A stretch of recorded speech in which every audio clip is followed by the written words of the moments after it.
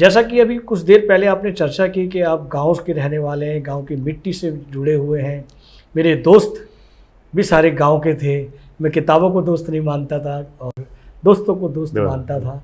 क्या कभी बचपन में आपने उन दोस्तों के साथ गुल्ली डंडा या जो एक टायर होता था साइकिल का, उससे कभी वो संस्मरण भी हमारे दोस्तों को, हमारे मित्रों को, गुल्ली डंडे का और टायर का, दोनों के अलग अलग आपको कैसा फील होता था? देखिए, गुल्ली डंडा से प्रॉब्लम, दो खेलों से प्रॉब्लम थी जी। और वो इसलिए थी कि एक तो कंचे खेलना जी, पता नहीं क्यों उस समय कंचे खेलना ना ऐसा माना जाता था कि कंचे वो बच्चे खेलते हैं जो बिगड़े हुए होते हैं और टीचर इस बात के लिए मना करते थे कि कंचे नहीं खेलने हैं। अब हमारी दिक्कत क्या थी कि हमारे पिताजी तो खुद टीचर थे, भले हमारे टीचर नहीं थे, दूसरे गांव में जाते थे पढ़ाने। नजरिया दृष्टिकोण तो वही था। हाँ, बोलते थे अरे मैं दूसरों के बच्चों को मना कर रहा हूँ, मेरे बच्चे खुद यहाँ कंचे खेल रहे हैं। और एक गिल्ली डंडा से प्रॉब्लम क्या थी, कई बच्चों की आंखें फूट गई, आंखें, नाक। हाँ जी, हाँ तो जी। माँ बाप ये बच्चों को प्यार से डांट कर जी, जितने तरीके उनके पास होते थे वो समझाते थे कि देखो ये खेल अच्छा नहीं है। जी। टायर वाला खूब होता था, टायर बनाते थे, वो लकड़ी की गाड़ी बनाते थे, जितने भी गांव के खेल हैं, बैरिंग वाली लकड़ी गाड़ी बनाते थे जी, वो सारे खेल हमने खेले जी। और मतलब होता है ना कि अच्छी बात थी कि गांव में मतलब होता ना, ये तो था नहीं क्रिकेट या वो सब तो था नहीं, वॉलीबॉल आया था कि भाई 10 लड़के इधर खड़े हुए, 10 इधर, वॉलीबॉल में जाल आ गया बीच में। लेकिन उसका बेनिफिट क्या था ना, वो फिजिकली इतनी बढ़िया एक्सरसाइज हो जाती थी सर। अभी खेल सारे, सॉरी मैं मुझे कोई इसको पर्सनल ना ले, लेकिन सारे तो आप घर में बैठ के खेलते रहते हो, सारे तो उस यंत्र पर खेल रहे हो। वो जो छोटे छोटे बच्चे हैं तो बैठे बैठे मोटे होते जा रहे हैं, पसीना बहाने का आपके पास एसी में बैठ के आप जो है गेम खेल रहे हैं। अब खेल नहीं खेलते बच्चे, गेम बीपी बढ़ाते हैं, बीपी डाउन करते हैं उससे। वाकई तो हम लोग वहां के खेल में जब मिट्टी में, अच्छा कुश्ती भी एक खेल होता था वाकई, तो पूरे मिट्टी में हष्ट पुष्ट होके आते थे। एक और भी आपको बात याद होगी कि जब हम छोटे हुआ करते थे तो हमारे माता पिता या दादा दादी कहीं कहीं चोट लग जाती थी, घुटने पर, घुटने पर कहीं, या तो मिट्टी लगा देते थे या आसपास में, मिट्टी के आसपास में जो बीड़ी का एक कागज हुआ करता था उसको लगाते थे, उससे ठीक हो जाता था। क्या ये साइकोलॉजिकल था या वास्तव में ठीक होती थी? मैं साइकोलॉजिकल नहीं मानता जी। देखिए, उसका कारण ये है कि आप अगर आयुर्वेद की बात करें जी, आप अगर ये एक अपने आप में बड़ा विषय ओम जी। हुआ क्या कि एक दौर आया, मुझे लगता है कि पिछले 35-40 साल में वो दौर रहा, 40-45 साल कह लीजिए आप उसको।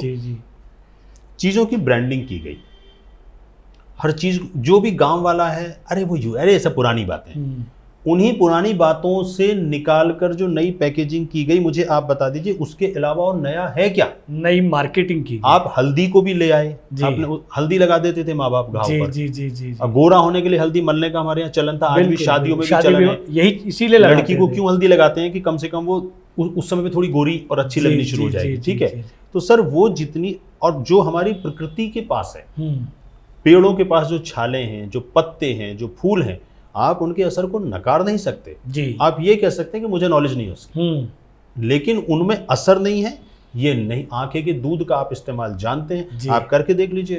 तो हुआ यह है सर कि हमने पुरानी चीजों को सबको एक ब्रांडिंग के तहत पुराना, पिछड़ा हुआ, दकियानूसी कह के दरकिनार कर दिया।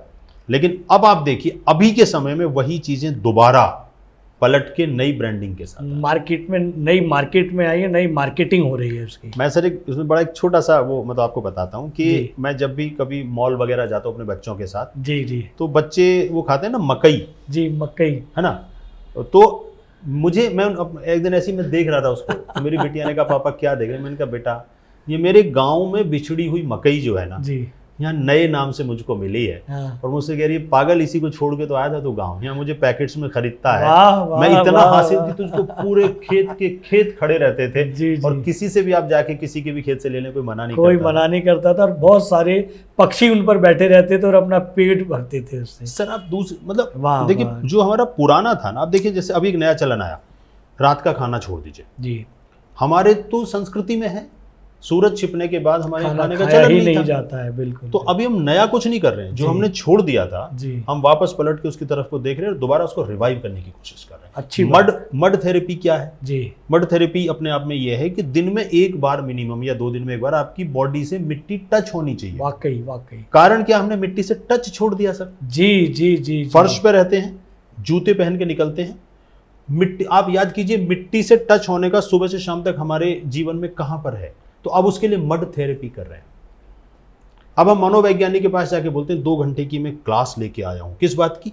बात की मैंने, उसने मुझसे बात की, चाची ताई भैया भतीजा मौसा फूफा से बैठ के बात छोड़ दिया, उन रिश्तों को खत्म कर दिया, पैसे दे के बात कर रहे हैं, उनसे पैसे दे के बात कर रहे हैं। वाकई मैं सॉरी थोड़ा पुराना आदमी हूं। वाकई रवि जी अच्छी बात है, आप पुरानी सोच के हैं और उसमें जिया है आपने। मिट्टी का मतलब ये होता है, कहते हैं कि 1 घंटे तक कम से कम, चाहे वो पार्क की मिट्टी हो या खेत की मिट्टी हो या कहीं की मिट्टी हो, उस पर हमारे तलवों का टच होना बहुत ज़रूरी है, ताकि हमारी जो प्राकृतिक ऊर्जा है वो हमारे शरीर को एनर्जेटिक कर सके।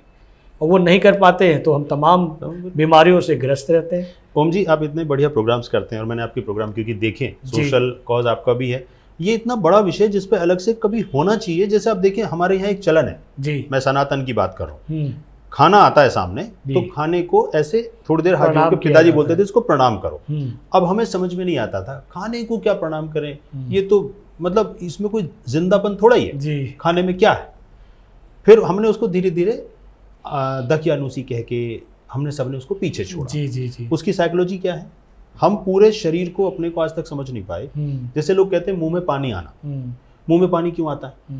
आपने कहा जलेबी, गुलाब जामुन, मेरे मुंह में पानी आ गया। अब गुलाब जामुन तो यहाँ पर है नहीं जी। ये एक बहुत बड़ा एक विज्ञान है कि जब हम किसी चीज को सोचते हैं जी, तो उससे रिलेटेड द्रव्य हमारी बॉडी में पैदा होता है। बस बस बस। तो जब आप सोचते हैं अच्छा खाना, तो उसको पचाने का द्रव्य पैदा होता है और वो हमारे खाने को पचाता है।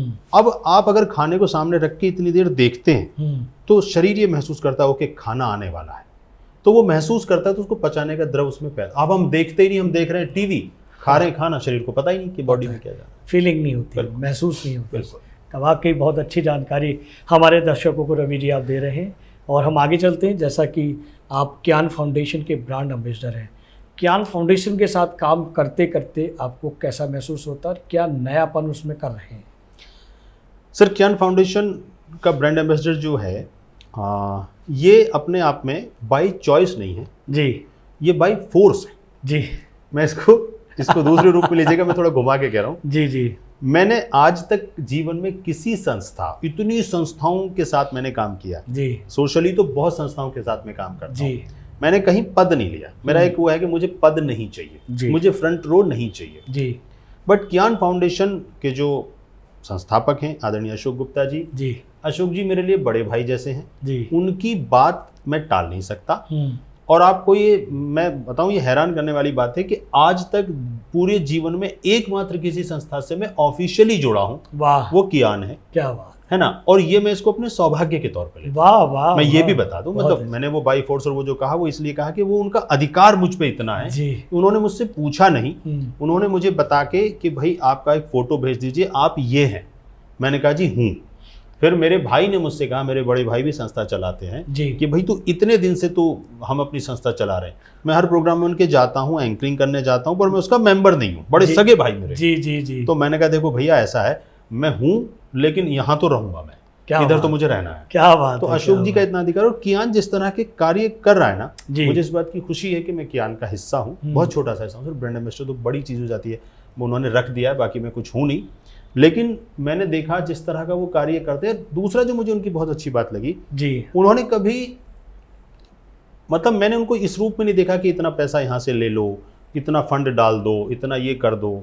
वो अपनी जेब से जितना कर पाते हैं, कोई दे दे बहुत अच्छी बात है। मैंने उनको कंबल बांटते देखा है, मैंने उनको खाना बांटते देखा है, मैंने कोरोना काल में उनको दवाई बांटते हुए देखा है। वाह वाह। मतलब कियान फाउंडेशन, और अभी वो साहित्य के लिए भी जितना अच्छा काम कर रहे हैं, अद्विक पब्लिकेशन उन्होंने खोला और उससे जिस तरह साहित्यकारों का काम वो सामने लेके आ रहे हैं, तो मैं इस बात को बड़ी खुशी और प्राउड के तौर पे रखता हूँ कि अशोक गुप्ता जी का कियान फाउंडेशन और अद्विक पब्लिकेशन जो है, मैं उसका हिस्सा हूँ और रहूंगा हमेशा। वाह वाह, बहुत अच्छी बात। अगर आप ये वीडियो YouTube पर देख रहे हैं तो हमारे चैनल को सब्सक्राइब करें और बेल आइकन को दबाना ना भूलें। अगर आप Facebook पर ये वीडियो देख रहे हैं तो हमारे पेज को लाइक करें।